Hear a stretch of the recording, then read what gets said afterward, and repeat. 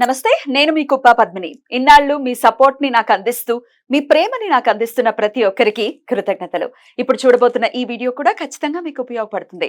Like, share and subscribe చేసి మీ ఇష్టాన్ని అలాగే మీ సపోర్ట్ ని నాకు అందించండి. అలాగే ఈ వీడియో పట్ల మీ అభిప్రాయాన్ని కమెంట్ సెక్షన్ లో కమెంట్ చేసి నాకు తెలియజేయండి. నమస్తే.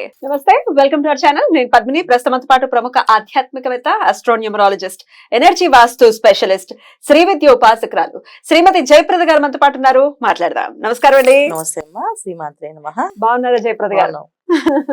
తల్లి, నేను బాగున్నానండి. Thank you. బోర్డు మీద ఆల్రెడీ రాశారు డిసెంబర్ మాస ఫలితాలు వచ్చేస్తోంది. డిసెంబర్ మాసం ఎంత ఫాస్ట్ గా పరిగెడుతున్నాయి రోజులు, వర్ణనాతీతం. చాలా ఫాస్ట్ గా, నవంబర్ అయితే ఇంకా ఫాస్ట్ గా వెళ్ళిపోయింది. కార్తీక మాసం కదా, మనం ఆ భక్తి పారవస్యంలో ఉన్నా వెళ్ళిపోయింది అలాగా. చక్కగా పొద్దున్న లేవడం, స్నానాలు చేయడం, గుళ్ళకి వెళ్ళడం, దీపాలు పెట్టడం, రావడం, ఇంటికి రావడం, అసలు ఎప్పుడు తెలియదు ఎప్పుడు పడుకున్నాం అని తెలియకుండా చాలా చక్కగా. రైట్.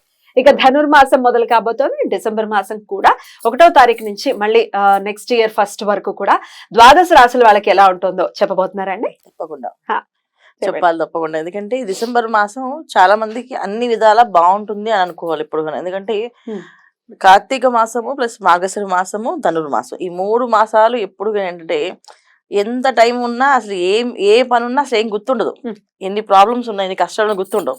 ఎవరికి వారికి భగవంతుడి దగ్గరికి వెళ్ళాలి, సేవ చేయాలి, ఈ పూజ చేయించుకోవాలి, ఈ దీపం వెలిగించి రావాలి అనే ఆలోచనలే ఉంటాయి. కనుక ఈ రాశి ఫలాల్లో ఉండే గ్రహ సంచారం అనేది కాస్తంత ఇబ్బంది పెట్టినా అది ఎవరికి తెలియకుండా వెళ్ళిపోతుంది. అదొక దేవుడు ఇచ్చిన మనకు వరం. భగవంతుడు ఎప్పుడు ఏదో ఒక మనిషికి వరం ఇస్తూనే ఉంటాడు. మనం అది గుర్తించుకోవాలి. అది గుర్తించకపోవడం వల్ల ఇబ్బంది.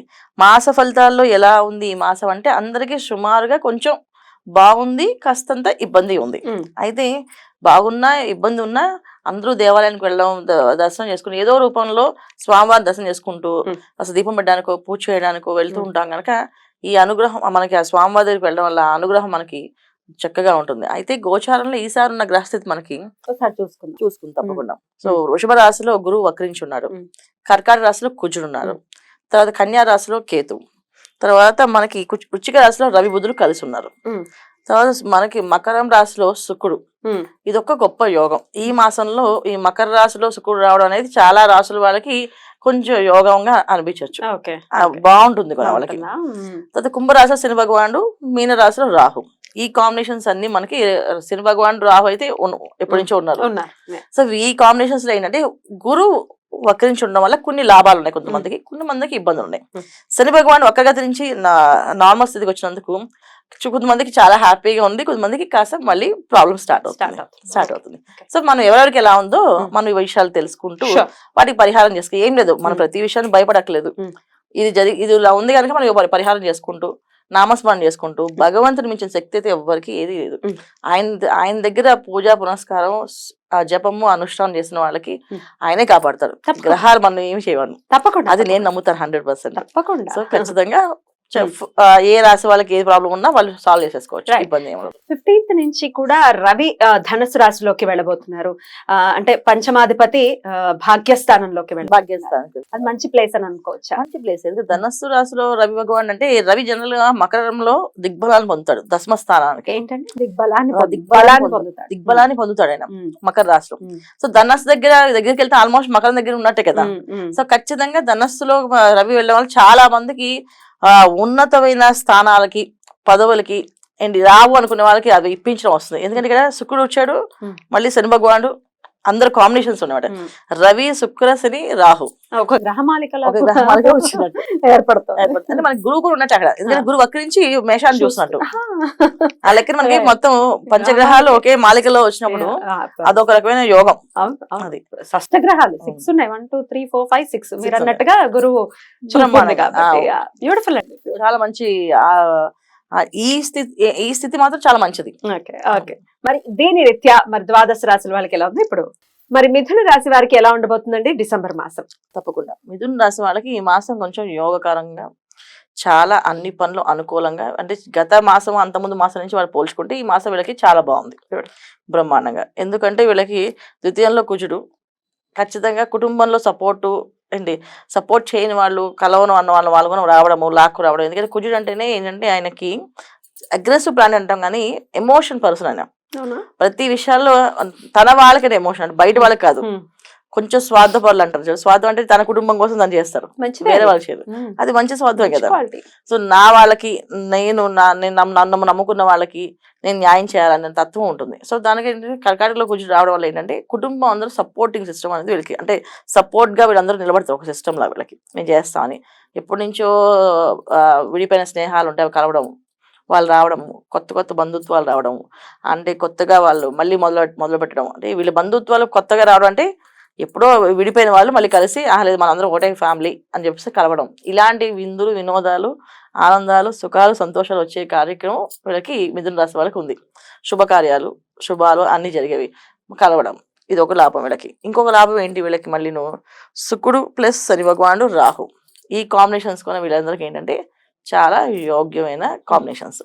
జనరల్ గా ఎందుకు యోగ్యమైన కాంబినేషన్స్ అని చెప్తామంటే వీళ్ళకి ఏంటంటే దశమస్థానంలో రాహు ఉండడం, తర్వాత గురువు వక్రించి వృషభం నుంచి మేషాన్ని చూస్తున్నట్టు లెక్క. అంటే వీళ్ళకి లాభస్థానంలో ఉన్నట్టే.